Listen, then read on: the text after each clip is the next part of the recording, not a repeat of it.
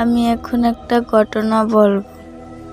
শেরপুর জেলা পাহাড়ি অঞ্চলে একটি আনসার ক্যাম্প ছিল, যেখানকার লোক মুখে শোনা যায় রাতের বেলা সেখানে এক পাল ছাগল ঘুরতে বেড়াতে দেখা যায়। কেউ যদি ওই ছাগলের পালের একটি ছাগল দেখে পেলে তার নাকি মৃত্যু ঘটে। যা হোক, এই গুজবের কারণে পার্থপক্ষ কেউ জঙ্গলের কাছে যেতে চাইতো না। আর রাতের বেলায় তো নয়, কারণ রাতের বেলা শুকুরের পাল খাবার খুঁজতে বের হয়। ক্যাম্পে একজন নতুন সদস্য এসেছিল, যে ছিল খুব জেদি আর একরোগা। সে ওই গুজবটা শুনে সিদ্ধান্ত নিল যে ওই রাতের বেলায় ওই জঙ্গলে যাবে আর গুজবটাকে ভুয়া প্রমাণিত করে সকলে ফিরে আসবে। সবার নিষেধ উপেক্ষা করে ওই রাতে সদস্য জঙ্গলের ভিতর ঢুকলো প্রচণ্ড আত্মবিশ্বাস আর সাহসের সাথে। জঙ্গলের গভীর থেকে আরো গভীর যেতে থাকলো।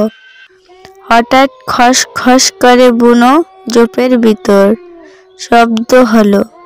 সদস্য তার হাতের টর্চ দিয়ে ঝোপে আলো ফেললো।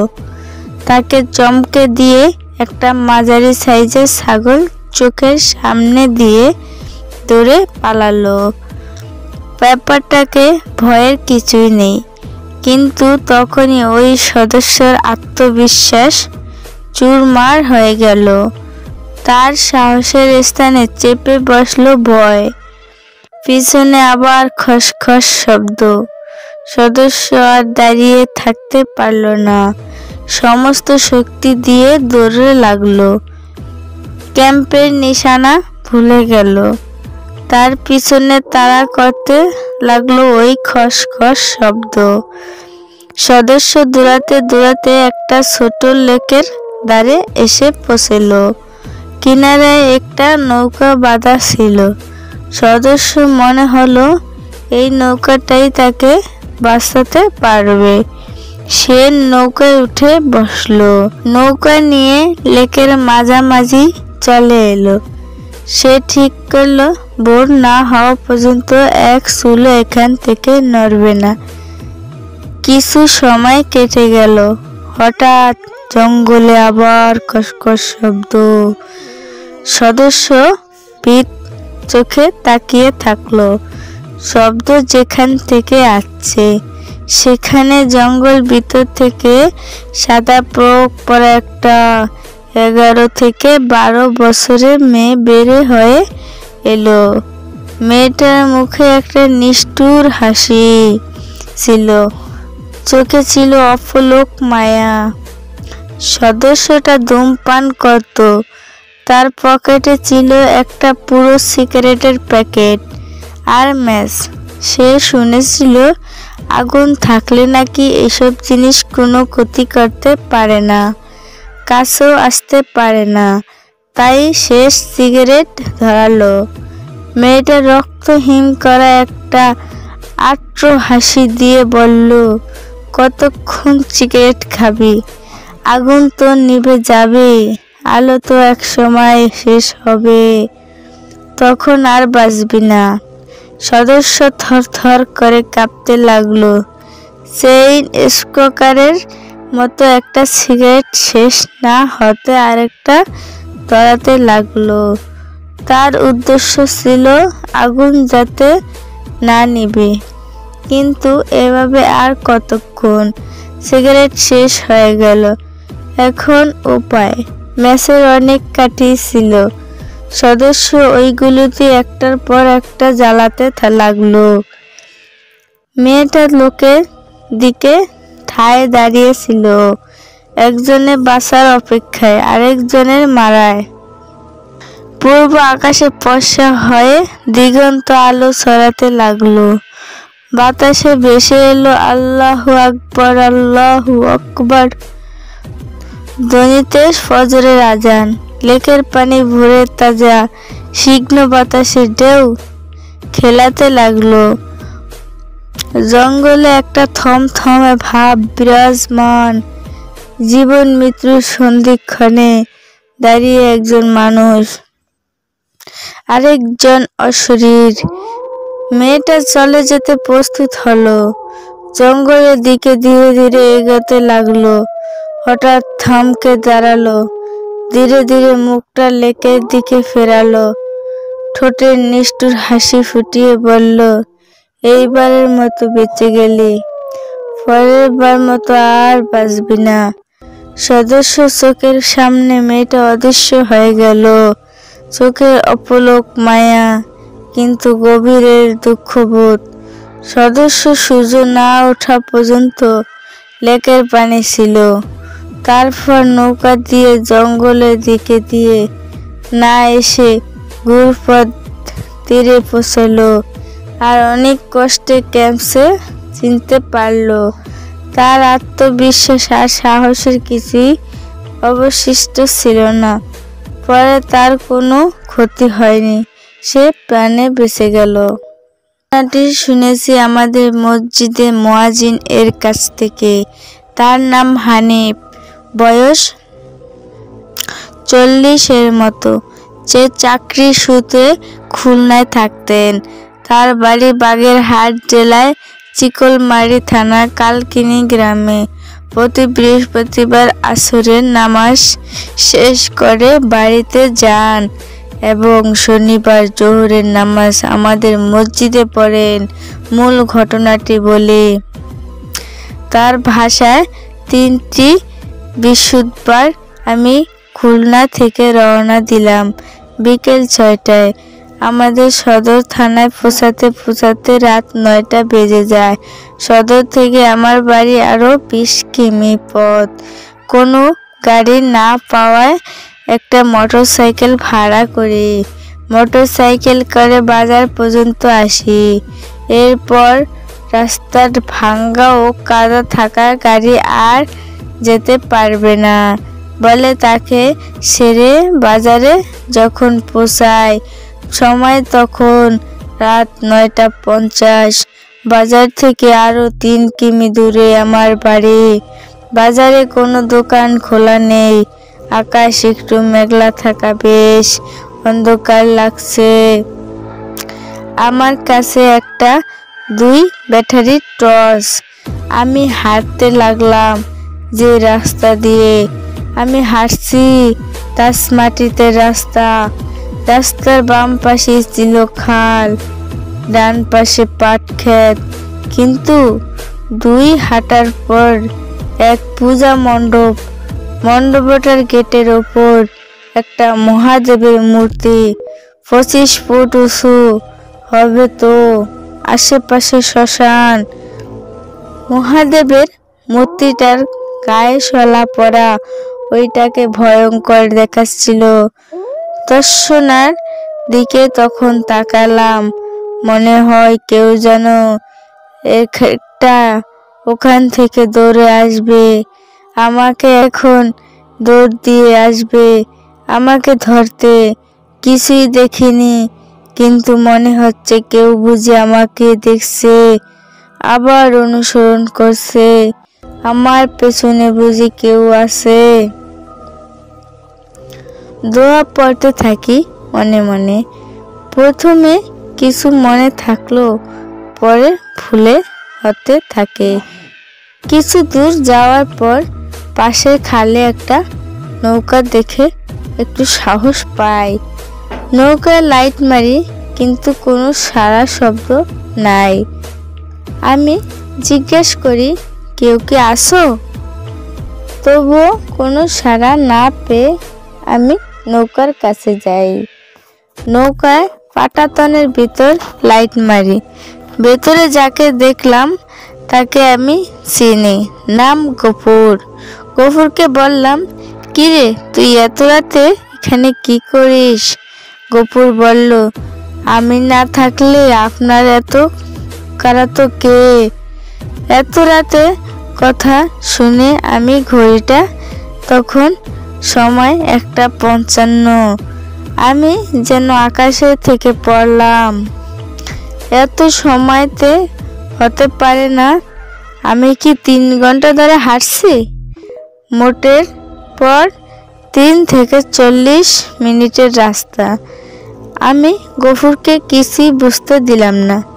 গফুরকে বললাম, গফুর, আমি একটু পার করে দে না। এই বলে আমি গফুরের নৌকা উঠলাম। নৌকা বেরার পর আমি গফুরকে বললাম, গফুর, আমাদের একটু বাসায় পৌঁছে দিবি?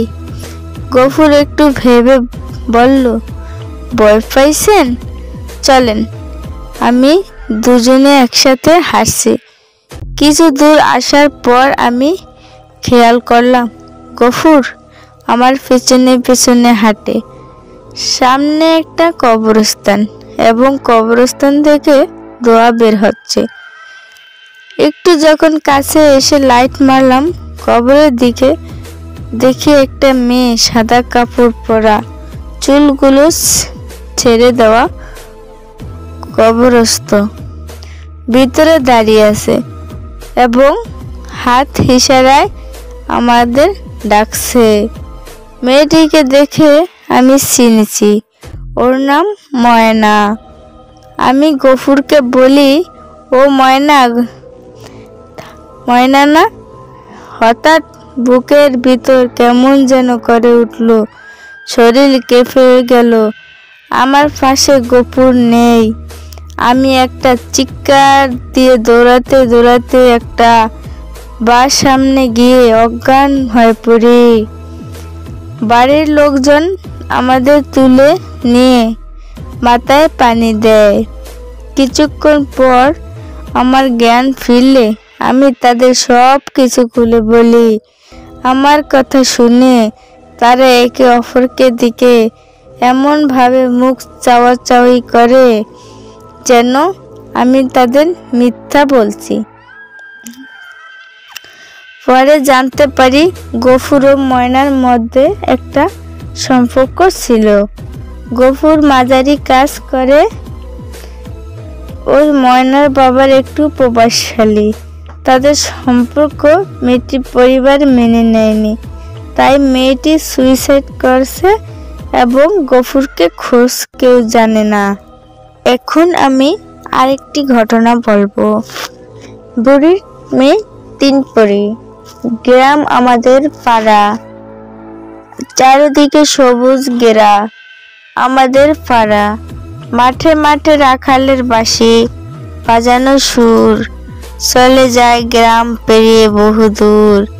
গাছে গাছে হরেক রকম ফুল, ফল পাখির ডাক, রাতে জোনাকি পোকার মিটমিট আলো। আহা, খুব সুন্দর লাগতে, দেখতে ভালো। এই গ্রামের কেন্দ্র করে আছে একটা বটগাছ। বটগাছটা বয়স প্রায় 100 বছর হবে। এই বটগাছের চারদিক দিয়ে গড়ে ওঠে জনপদ। বটগাছের দক্ষিণ যমুনা নদী এবং পশ্চিমে বাঙালি নদী। বটগাছের আশেপাশে বেশ কয়েকটা দোকান আছে। দক্ষিণ জুমাবাড়ি বাজার, উত্তর সাগাটা থানা, কয়েক কিলো দূর গাইবান্ধা জেলা। বট গাছের নিচে বসে অনেক শ্রমজীবী লোকজন বিশ্রাম নেয়। বট গাছ থাকার কারণে ভ্যান চালক ভাইয়ের ও গ্রামের লোকের নাম দিয়েছে বটতলী। বটতলী নামে এই জায়গাটা বর্তমান পরিচিত। এই বট গাছের ইতিহাস বলা বাহুল্য। এই বট গাছ থেকে প্রায় 50 গজ উত্তরে বুড়ির বাড়ি। আমি সেই ছোট্ট থেকে শুনে আসছি বুড়ির বাড়ির কথা। দেখছি তবুও বুড়িটাকে আমরা কোনো দিন দেখিনি। আমরা বন্ধু কয়েকজন একদিন আমি আমার বন্ধু কয়েকজন খেলতে গেলাম মাঠে। যেতে হয় ওই মাঠের বুড়ির বাড়ির পাশ দিয়ে। আমরা মাঠে প্রায় 1.5 ঘন্টার মতন দেখলাম খেলাম। আসার পথে আমি কুদ্দুসকে বললাম, আচ্ছা দোস্ত, তুই কি জানিস এই বুড়ির কিভাবে এত পরিচয় লাভ করলো? কুদ্দুস আমাকে বলল, না, আমি তো জানি না। অবশ্য কোনো দিন জানার চেষ্টা করিনি, কিন্তু জানা উচিত ছিল। আমার আরেক বন্ধু বলল, আমি জানি না, তবে একটু শুনেছিলাম এখানে কোনো একটা জায়গা ছিল বুড়ির। তার নাকি 3টি মেয়ে ছিল, তবে আমাদের মতো মানুষ না, তারা ছিল পরী। আমি চমকে উঠলাম পরীর কথা শুনে। সবাই হা হা করে হেসে উঠল। আমি লজ্জাই পেলাম, কারণ আমি তাদের মধ্যে একাই ভয় পেয়েছি। আমরা প্রায় বুড়ির বাড়ির কাছে এসেছি। তখন সন্ধ্যা সন্ধ্যা ভাব। আমার বন্ধু আশরাফ বলল, চলো না, আমরা ভিতর থেকে সবাই ঘুরে আসি। ঘরের মধ্যে তো ঢুকেই যাবে না, বাহির থেকে একটু ঘুরে আসি। সবাই রাজি, কিন্তু আমি রাজি নই। যদি পরী আমাকে ধরে, মনে মনে ভাবছি। কিন্তু আমার একটা কথা মনে পড়ে যায় তখন, আমার মার কথা। মা আমাকে বলেছিল, বাবা যদি কোনোদিন কোনো বিপদ বা ভয় করে, তাহলে একটা দোয়া বলে বুকে 3 বার ফুঁত দিবে, তাহলে বিপদ ভয় কেটে যাবে। আমি তাই করলাম, কিন্তু তবু আমি সবার পেছনে গেলাম। সেখানে ইহা বড় একটা তালা লাগানো ঘরটাতে। সবাই অবাক হলাম আমরা তালা দেখে, কারণ 100 গজ আশেপাশে কোনো ঘর বাড়ি নেই, কেউ থাকে না। তবে এখানে তালা লাগালো কে, বা কেনই লাগালো? আমরা একে অপরকে প্রশ্ন করছি, কিন্তু কেউ বলতে পারছে না। কেউ তালার কথা শুনেনি, কারণ কাছে তালাটা চিক চিক করে, অথচ ঘরের ভেড়া খসখসে পড়ছে। ঘরের সন্ধ্যার আজান দিবে তখন। মাইকে মুয়াজ্জিন ফু দিচ্ছেন। তখন ঘর থেকে বের হয়ে গেল 3টি শেয়ালের মতো বিড়াল। আমরা সবাই চমকে উঠলাম দেখে, কারণ ভাঙ্গা ঘরে বিড়াল এলো কোথায় থেকে? 3টি বিড়াল 3 রকমের, সাদা, হলুদ, লাল। আজান দিচ্ছে, আমার তাড়াহুড়া করে বাঁধে উঠলাম। বাদ দিয়ে হাজার গাড়ির চলাচল সব সময়। আর 50 গজ দূরে বটতলি। কুদ্দুস বলল, আচ্ছা তো কি জিনিস? বিড়াল 3টা ঘর থেকে বের হলো কেন? আসলে বিড়াল 3টাই কি আমি বললাম? বিড়াল তো বিড়ালই, তবে আমি তো আগে দেখিনি ঘরের ভিতর বিড়াল ছিল, এটা তো জানি না। বিড়াল কেন তখন ঘর থেকে বের হয়ে গেল? কুদ্দুস অন্যদের মতো, তো কি জানিস? সবাই বলল, না, জানি না। কুদ্দুস বলল, আমি সঠিক জানি না, তবে আমার দাদি একদিন আমাকে বলছে, সন্ধ্যার পর যখন মুয়াজ্জিন আজান দেয়, তখন নাকি তার আশেপাশে কোনো গায়েবী জিনিস, ভূত, জিন, পরী থাকে না, যতদূর পর্যন্ত আজানের কণ্ঠ যায়। আর এগুলোতে কোনো বিড়াল নয়, হতে পারে কোনো গায়েবী জিনিস। আমার বন্ধু আসাদ বলল, হতে পারে বুড়ির সাথে সেই 3 পরী। আমি সহ সবাই বললাম, হ্যাঁ, হতে পারে। এসে গেলাম বটতলি। সেখানে ছিল আলম ভাইয়ের দোকান। তার বাড়ি আমাদের বাড়ির পাশে। আমরা সবাই তাকে ভাই বলে ডাকি। তার ছোট ভাইয়ের নাম সাথে পড়ি। অন্ধকার হয়ে আসছে, মুখটা চেনা যায় আবার যায় না। আমাদের মধ্যে একজন বলল, আজ কোনো পড়াশোনা নাই, আজ শুধু জানবো বুড়ির কাহিনী। আমরা আলম ভাইয়ের কাছে এলাম।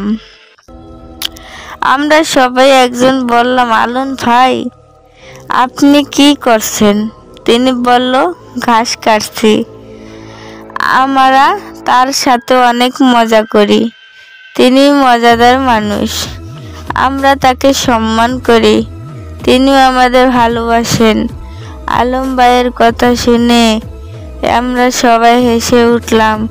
সে বলছে, ওই একটু লজ্জাই পেল, তবু প্রশ্ন করা ছাড়ল না।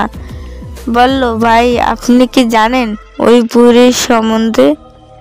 তার ঘরে সুন্দর তালা, আবার তার নাকি তার 3টি মেয়ে ছিল। আমাদের মতো মানুষ না পড়ি? আলম ভাই বলল, হ্যাঁ তবে আমি শুনেছি, বুড়িকে দেখিনি। যেটুকু শুনেছি তা বলা এখন তো আর সময় নয়। তবে আমার কথা বলল আলম ভাই, ওর বাবা বলতে পারবে বুড়ির সম্বন্ধে, নিজের চোখে তারা দেখছে, ও জানতে পারবে ওর বাবার কাছ থেকে। আমি জানি, তবে ভাই তোরাই তো দেখতে পাচ্ছিস আমি পুরো দোকান করার সময় আমি তখন বললাম, ঠিক আছে তাহলে আমি আমার বাবার কাছে থেকে আজ রাতে জেনে নিব বুড়ির সম্বন্ধে। এখন যার বাড়ি তাই যাই। সবাই চলে গেল। জ্যৈষ্ঠ মাস, খুব গরম, ঘরে থাকতেই যেন যায় না। তখন আমাদের বাড়িতে কারেন্ট ছিল না। গরমে ঘরে যেন পড়াই যায় না। তাই মা আঙ্গিনায় বিছানা পরিয়ে দিতেন, মশারি টাঙিয়ে দিতেন, হারিকেন জ্বালিয়ে দিতেন। আমি পড়তাম। বাতাস বইছে উত্তরে হু হু করে, কিন্তু বাহিরে ঘরে ঢুকতো না। বাতাস আমাদের আঙ্গিনায় বাতাস বেশি বইতো বা লাগতো, তাই মুরব্বীরা প্রায় সবাই আসতো আমাদের আঙ্গিনায় বসে আগের গল্প করতো। প্রতিদিন গল্পই হতো, মাঝে মাঝে জারি গান গায় নিজেরা। আমি পড়ছি।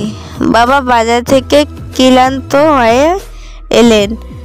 তারা বুঝে যাচ্ছে বাবার ঘা দেখি, গাটা ঘেমে গেছে, চপ চপ করে পানি পড়ছে।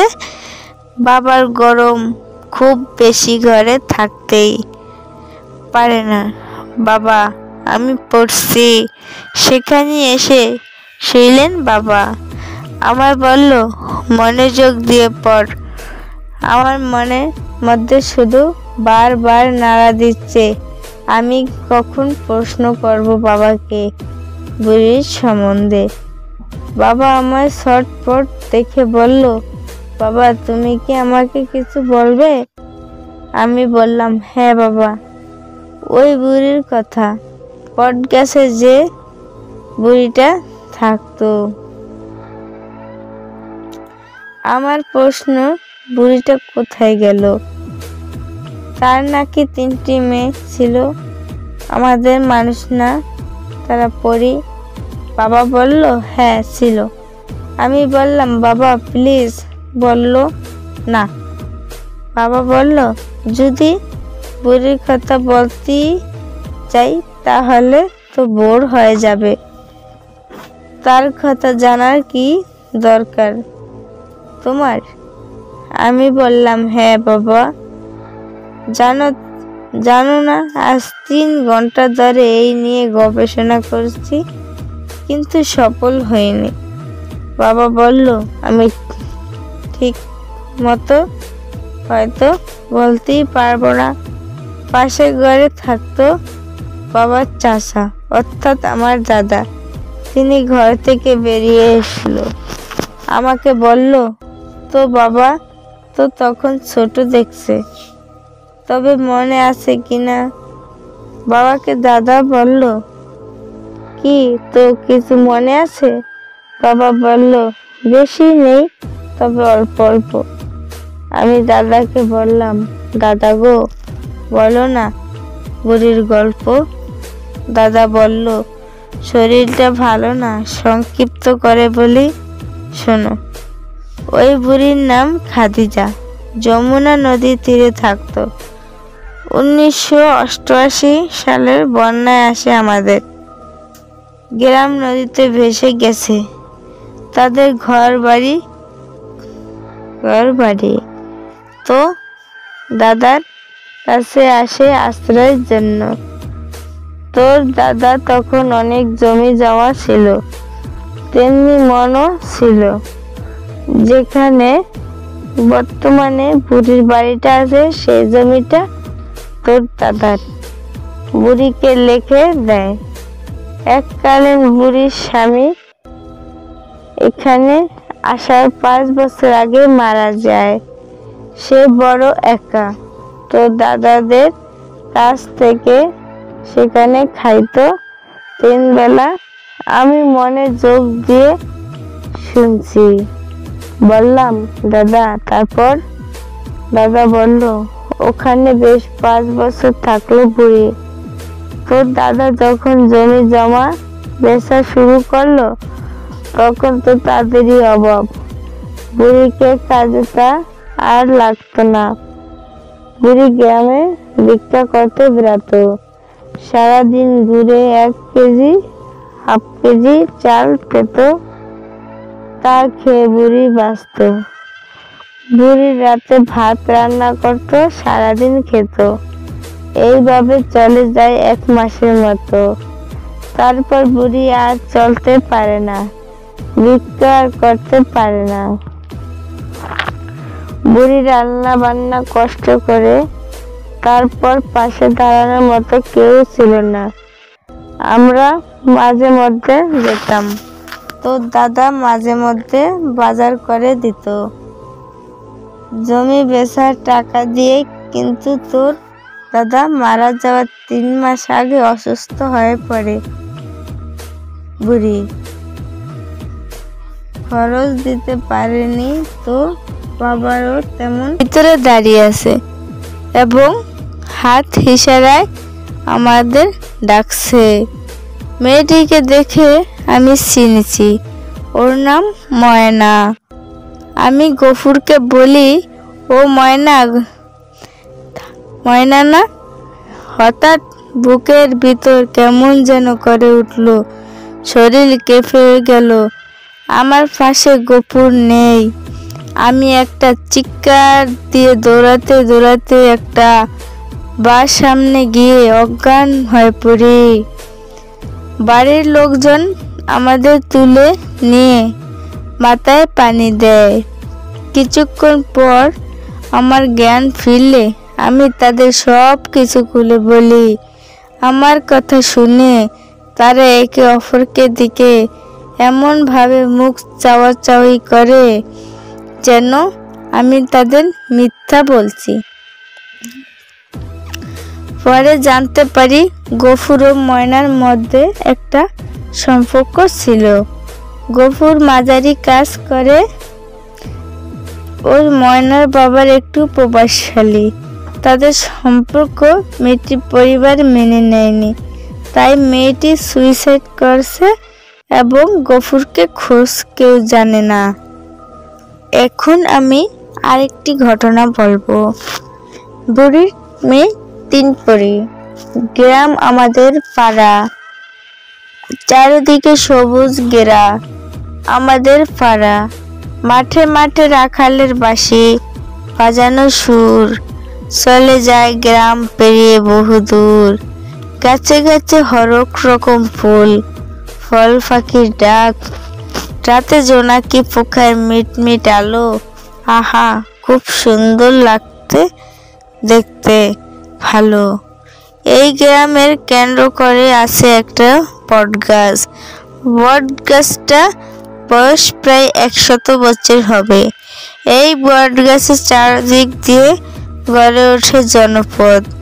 বটগাছের দক্ষিণ যমুনা নদী এবং পশ্চিমে বাঙালি নদী। বটগাছের আশেপাশে বেশ কয়েকটা দোকান আছে। দক্ষিণ জুমাবাড়ি বাজার, উত্তর সাগাটা থানা, কয়েক কিলো দূর গাইবান্ধা জেলা। বটগাছের নিচে বসে অনেক শ্রমজীবী লোকজন বিশ্রাম নেয়। বটগাছ থাকার কারণে ভ্যান চালক ভাইয়ের ও গ্রামের লোকের নাম দিয়েছে বটতলী। বটতলী নামে এই জায়গাটা বর্তমান পরিচিত। এই বটগাছের ইতিহাস বলা বাহুল্য। এই বটগাছ থেকে প্রায় 50 গজ উত্তরে বুড়ির বাড়ি। আমি সেই ছোট্ট থেকে শুনে আসছি বুড়ির বাড়ির কথা। দেখছি তবুও বুড়িটাকে আমরা কোনো দিন দেখিনি। আমরা বন্ধু কয়েকজন একদিন আমি আমার বন্ধু কয়েকজন খেলতে গেলাম মাঠে। যেতে হয় ওই মাঠের বুড়ির বাড়ির পাশ দিয়ে। আমরা মাঠে প্রায় 1.5 ঘন্টার মতন দেখলাম, খেললাম। আসার পথে আমি কুদ্দুসকে বললাম, আচ্ছা দোস্ত, তুই কি জানিস এই বুড়ির কিভাবে এত পরিচয় লাভ করলো?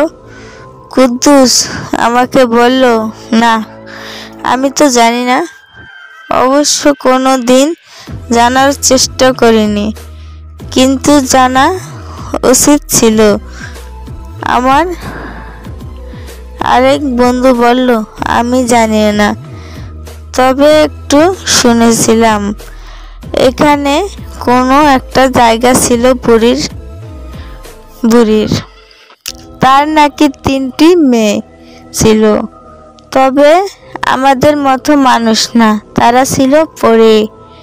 আমি চমক উঠলাম পরীর কথা শুনে। সবাই হা হা করে হেসে উঠল।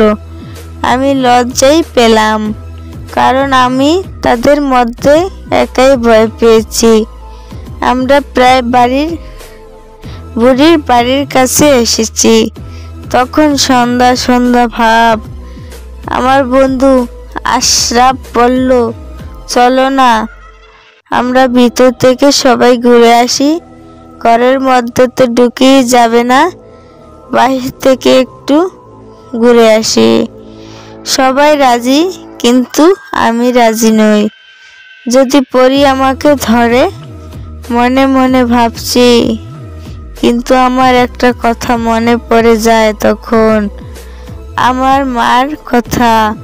মা আমাকে বলেছিল, বাবা যদি কোনোদিন কোনো বিপদ বা ভয় করে, তাহলে একটা দোয়া বলে বুকে 3 বার ফুঁক দিবে, তাহলে বিপদ ভয় কেটে যাবে।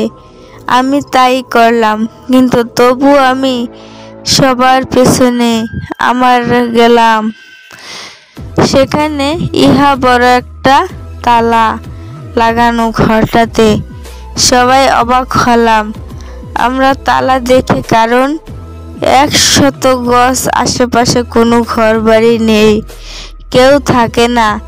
তবে এখানে তালা লাগালো কে বা কেনই লাগালো, আমরা একে অপরকে প্রশ্ন করছি, কিন্তু কেউ বলতে পারছে না। কেউ তালার কথা শুনেনি, কারণ কাছে তালাটা চিক চিক করে, অথচ ঘরের ভেড়া খসখসে পড়ছে। ঘরের সন্ধ্যার আজান দিবে তখন। মাইকে মুয়াজ্জিন ফু দিচ্ছেন। তখন ঘর থেকে বের হয়ে গেল 3টি শেয়ালের মতো বিড়াল। আমরা সবাই চমকে উঠলাম দেখে, কারণ ভাঙ্গা ঘরে বিড়াল এলো কোথায় থেকে? তিনটি বিড়াল তিন রকমের, সাদা, হলুদ, লাল। আজান দিচ্ছে, আমার তাড়াহুড়া করে বাদে উঠলাম। বাদ দিয়ে হাজার গাড়ির চলাচল সব সময়। আর 50 গজ দূরে বটতলি। কুদ্দুস বলল, আচ্ছা তো কি জিনিস? বিড়াল তিনটা ঘর থেকে বের হলো কেন? আসলে বিড়াল তিনটাই কি? আমি বললাম, বিড়াল তো বিড়ালই, তবে আমি তো আগে দেখিনি ঘরের ভিতর বিড়াল ছিল, এটা তো জানি না। বিড়াল কেন তখন ঘর থেকে বের হয়ে গেল? কুদ্দুস অন্যদের মতো, তো কি জানিস? সবাই বলল, না জানি না। কুদ্দুস বলল, আমি সঠিক জানি না, তবে আমার দাদি একদিন আমাকে বলছে সন্ধ্যার পর যখন মুয়াজ্জিন আজান দেয় তখন নাকি তার আশেপাশে কোনো গায়েবী জিনিস, ভূত, জিন, পরি থাকে না, যতদূর পর্যন্ত আজানের কণ্ঠ দেয়। আর এগুলোতে কোনো বিড়াল নয়, এ হতে পারে কোনো গায়েবী জিনিস। আমার বন্ধু আসাদ বলল, হতে পারে বুড়ির সাথে সেই 3 পরি। আমি সহ সবাই বললাম, হ্যাঁ হতে পারে। এসে গেলাম বটতলি। সেখানে ছিল আলম ভাইয়ের দোকান। তার বাড়ি আমাদের বাড়ির পাশে।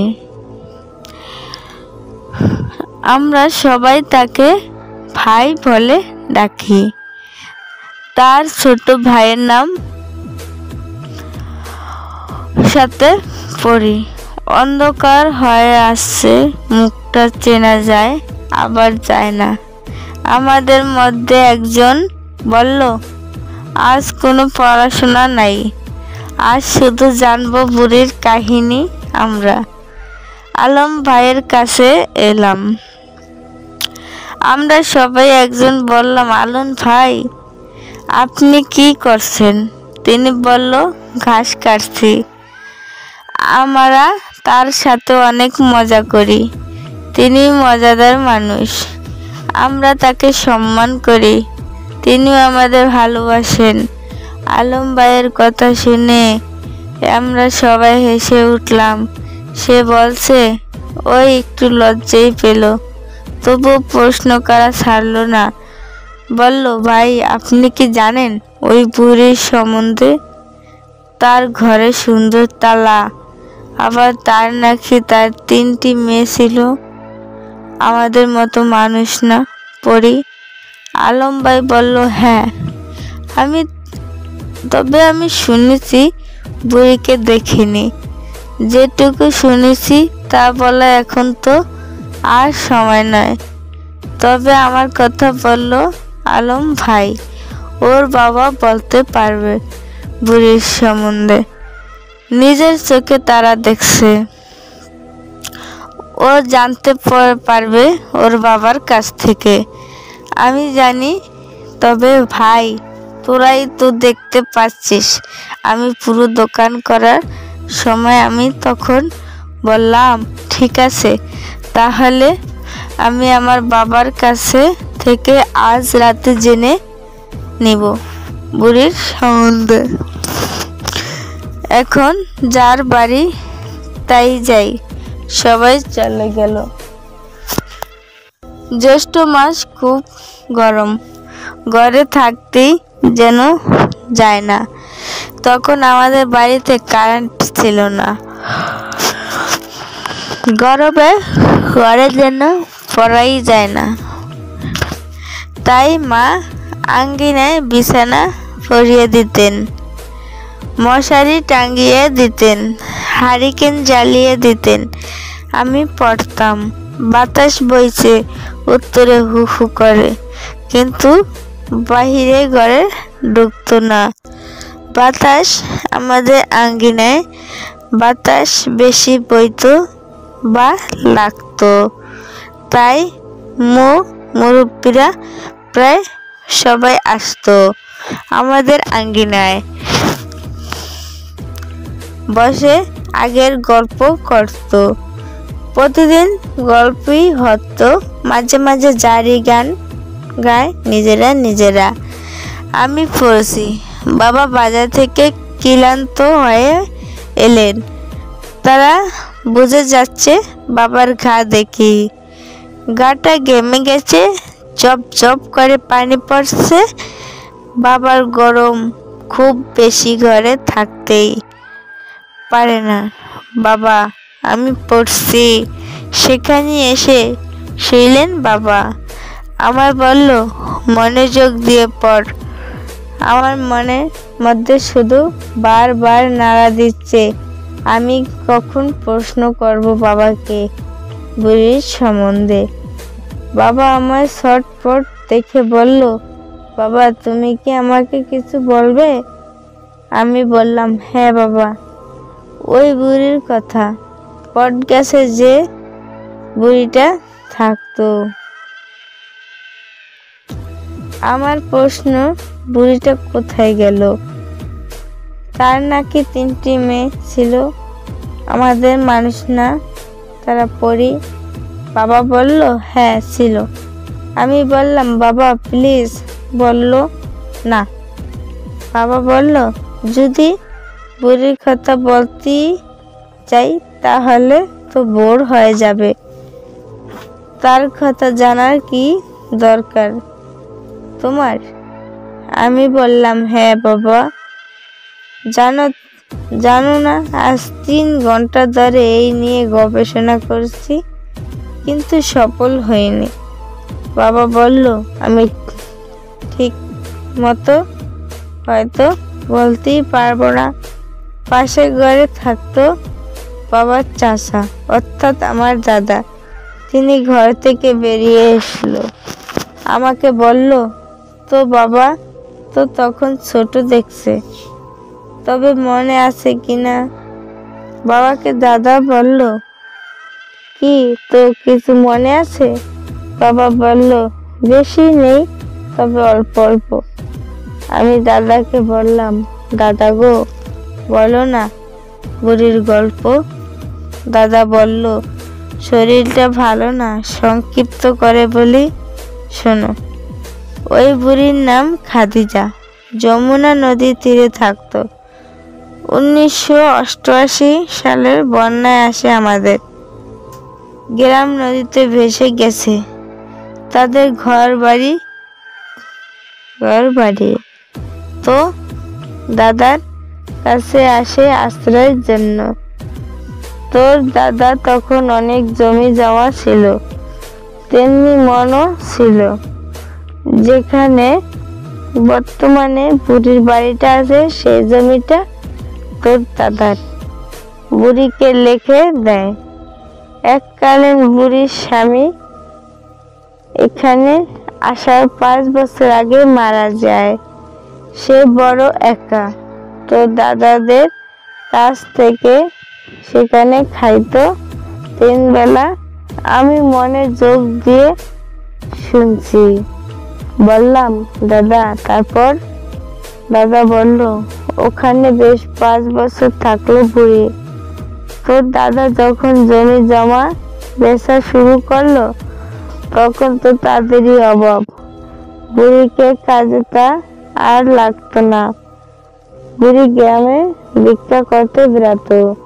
সারাদিন ঘুরে 1 কেজি, হাফ কেজি চাল পেত, তা খেয়ে বুড়ি বাঁচত।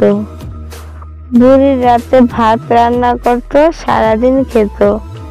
এইভাবে চলে যায় 1 মাসের মতো। তারপর বুড়ি আর চলতে পারে না, ভিক্ষা আর করতে পারে না। বুড়ি রান্না বান্না কষ্ট করে, তারপর পাশে দাঁড়ানোর মতো কেউ ছিল না। আমরা মাঝে মধ্যে যেতাম। তোর দাদা মাঝে মধ্যে বাজার করে দিত জমি বেচার টাকা দিয়ে, কিন্তু তোর দাদা মারা যাওয়ার 3 মাস আগে অসুস্থ হয়ে পড়ে। বুড়ি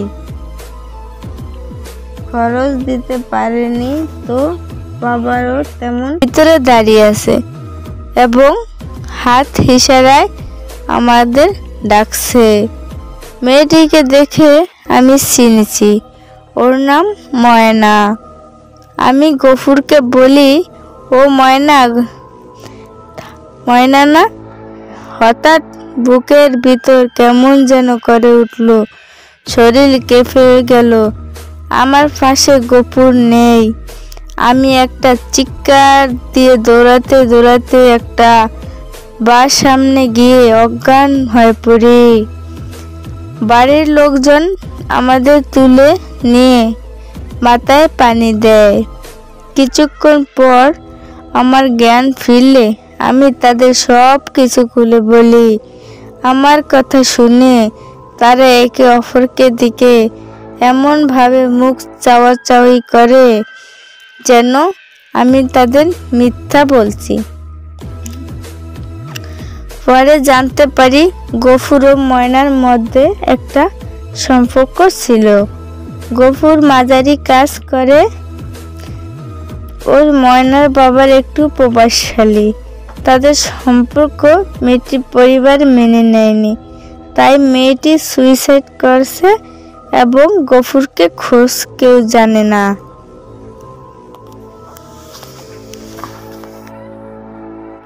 এখন আমি আরেকটি ঘটনা বলবো। বুড়ির মেয়ে 3 পরি। গ্রাম আমাদের পাড়া, চারিদিকে সবুজ ঘেরা আমাদের পাড়া। মাঠে মাঠে রাখালের বাঁশি বাজানো সুর চলে যায় গ্রাম পেরিয়ে বহুদূর। গাছে গাছে হরেক রকম ফুল, ফল পাখির ডাক, রাতে জোনাকি পোকার মিটমিট আলো। আহা, খুব সুন্দর লাগতে, দেখতে ভালো। এই গ্রামের কেন্দ্র করে আছে একটা বট গাছ।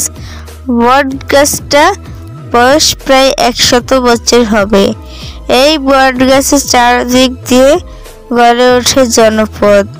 বট গাছের দক্ষিণ যমুনা নদী এবং পশ্চিমে বাঙালি নদী।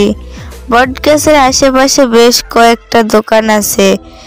দক্ষিণ জুমাবাড়ি বাজার, উত্তর সাগাটা থানা, কয়েক কিলো দূর গাইবান্ধা জেলা। বট গাছের নিচে বসে অনেক শ্রমজীবী লোকজন বিশ্রাম নেয়। বট গাছ থাকার কারণে ভ্যান চালক ভাইয়ের ও গ্রামের লোকের নাম দিয়েছে বটতলী। বটতলী নামে এই জায়গাটা বর্তমান পরিচিত। এই বট গাছের ইতিহাস বলা বাহুল্য। এই বট গাছ থেকে প্রায় 50 গজ উত্তরে বুড়ির বাড়ি। আমি সেই ছোট্ট থেকে শুনে আসছি বুড়ির বাড়ির কথা, দেখছি তবুও বুড়িটাকে আমরা কোনো দিন দেখিনি। আমরা বন্ধু কয়েকজন, একদিন আমি আমার বন্ধু কয়েকজন খেলতে গেলাম মাঠে। যেতে হয় ওই মাঠের বুড়ির বাড়ির পাশ দিয়ে। আমরা মাঠে প্রায় 1.5 ঘন্টার মতন দেখলাম, খেললাম। আসার পথে আমি কুদ্দুসকে বললাম, আচ্ছা দোস্ত, তুই কি জানিস এই বুড়ির কিভাবে এত পরিচয় লাভ করলো? কুদ্দুস আমাকে বলল, না, আমি তো জানি না। অবশ্য কোনো দিন জানার চেষ্টা করিনি, কিন্তু জানা উচিত ছিল।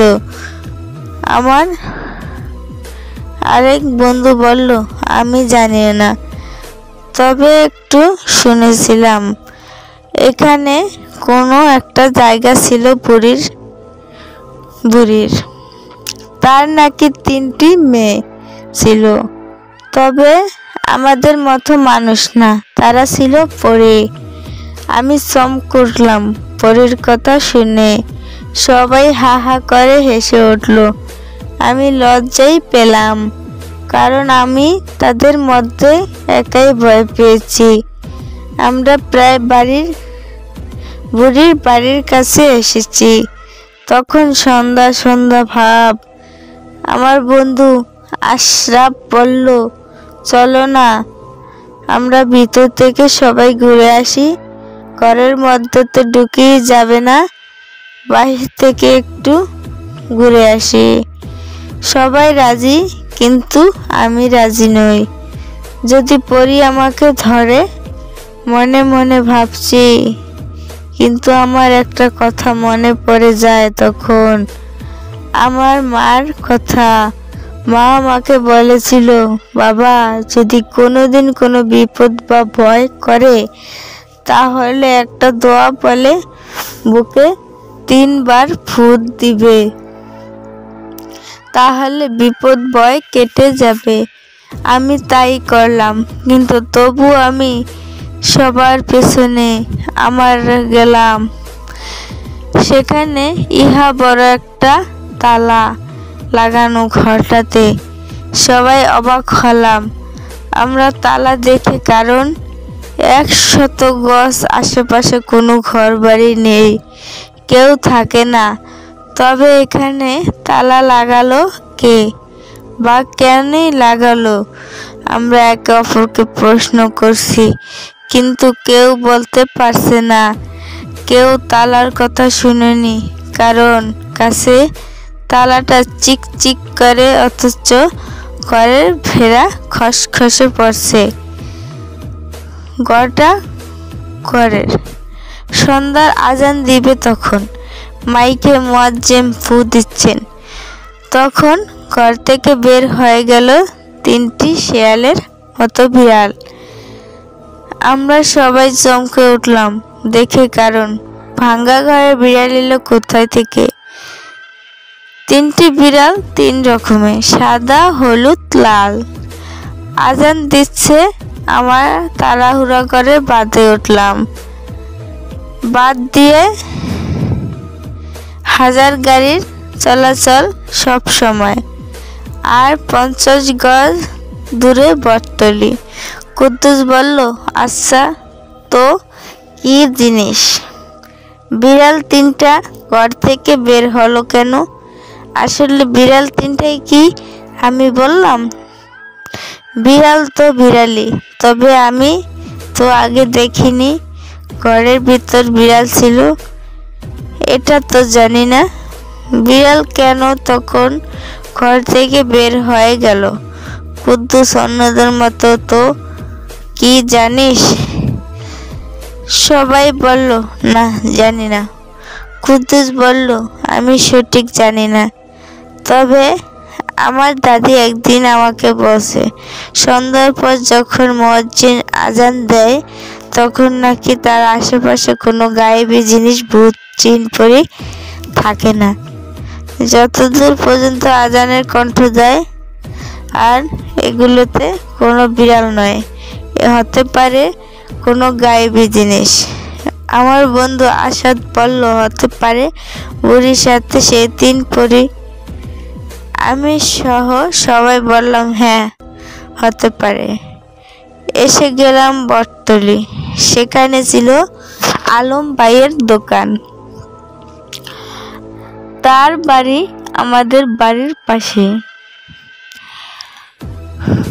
আমরা সবাই তাকে ভাই বলে ডাকি। তার ছোট ভাইয়ের নাম সাথে পরী। অন্ধকার হয়ে আসছে, মুখটা চেনা যায় আবার যায় না।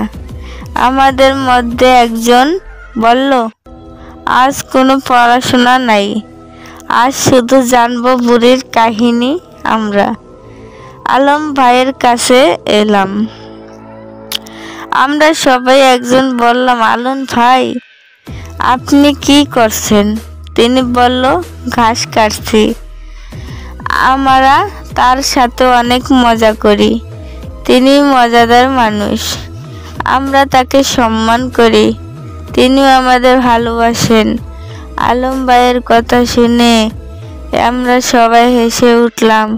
সে বলছে, ওই একটু লজ্জাই পেল, তবু প্রশ্ন করা ছাড়ল না।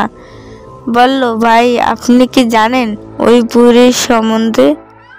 তার ঘরে সুন্দর তালা, আবার তার নাকি তার 3টি মেয়ে ছিল, আমাদের মতো মানুষ না, পড়ি? আলম ভাই বলল, হ্যাঁ। তবে আমি শুনেছি, বুড়িকে দেখিনি। যেটুকু শুনেছি তা বলা এখন তো আর সময় নয়। তবে আমার কথা বলল আলম ভাই, ওর বাবা বলতে পারবে বুড়ির সম্বন্ধে। নিজের চোখে তারা দেখছে, ও জানতে পারবে ওর বাবার কাছ থেকে। আমি জানি। তবে ভাই, তোরাই তো দেখতে পাচ্ছিস, আমি পুরো দোকান করার সময় আমি তখন বললাম, ঠিক আছে, তাহলে আমি আমার বাবার কাছে থেকে আজ রাতে জেনে নিব বুড়ির সম্বন্ধে। এখন যার বাড়ি তাই যাই। সবাই চলে গেল। জ্যৈষ্ঠ মাস, খুব গরম, ঘরে থাকতেই যেন যায় না। তখন আমাদের বাড়িতে কারেন্ট ছিল না। গরমে ঘরে যেন পড়াই যায় না। তাই মা আঙ্গিনায় বিছানা পরিয়ে দিতেন, মশারি টাঙিয়ে দিতেন, হারিকেন জ্বালিয়ে দিতেন। আমি পড়তাম। বাতাস বইছে উত্তরে হু হু করে, কিন্তু বাহিরে ঘরে ঢুকতো না। বাতাস আমাদের আঙ্গিনায় বাতাস বেশি বইতো বা লাগতো, তাই মুরব্বীরা প্রায় সবাই আসতো আমাদের আঙ্গিনায় বসে আগের গল্প করত। প্রতিদিন গল্পই হতো, মাঝে মাঝে জারি গান গায় নিজেরা। আমি পড়ছি। বাবা বাজার থেকে ক্লান্ত হয়ে এলেন। তারা বুঝে যাচ্ছে বাবার ঘা দেখি। গাটা ঘেমে গেছে, চপ চপ করে পানি পড়ছে। বাবার গরম খুব বেশি, ঘরে থাকতেই পারে না। বাবা, আমি পড়ছি। সেখানে এসে শুইলেন বাবা। আমার বলল, মনোযোগ দিয়ে পড়। আমার মনের মধ্যে শুধু বারবার নাড়া দিচ্ছে, আমি কখন প্রশ্ন করব বাবাকে বুড়ির সম্বন্ধে। বাবা আমার ছটফট দেখে বলল, বাবা, তুমি কি আমাকে কিছু বলবে? আমি বললাম, হ্যাঁ বাবা, ওই বুড়ির কথা, বট গাছে যে বুড়িটা থাকতো। আমার প্রশ্ন, বুড়িটা কোথায় গেল? তার নাকি 3টি মেয়ে ছিল। আমাদের মানুষ না তারা পড়ি? বাবা বলল, হ্যাঁ ছিল।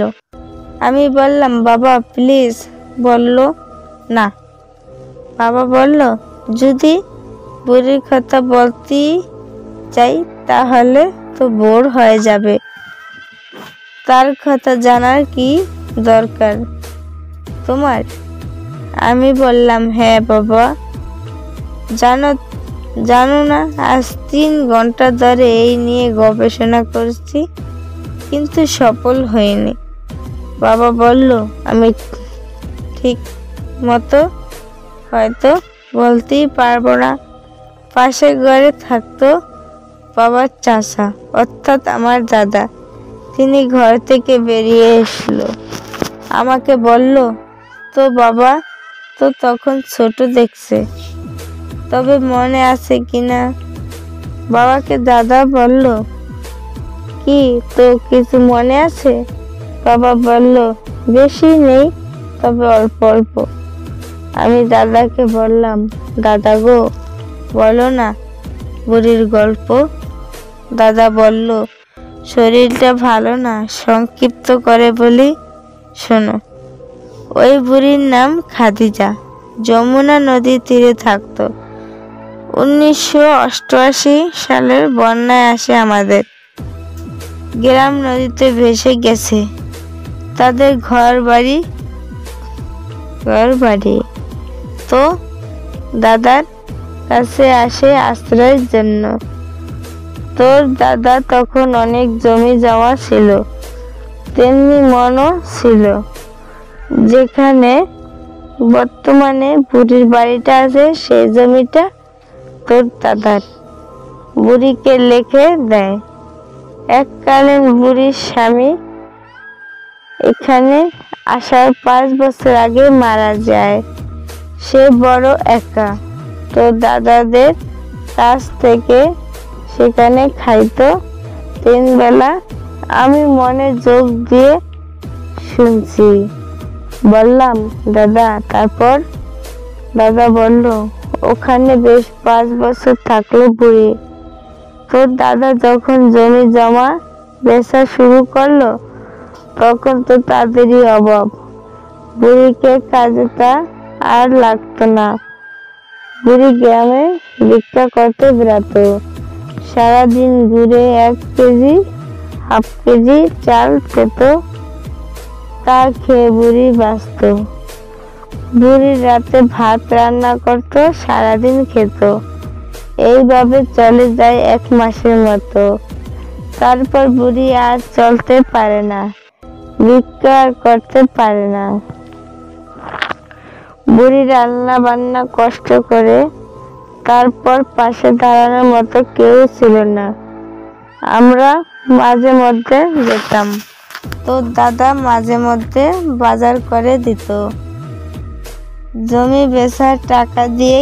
কিন্তু তোর দাদা মারা যাওয়ার 3 মাস আগে অসুস্থ হয়ে পড়ে। বুড়ি খরচ দিতে পারেনি, তো বাবারও তেমন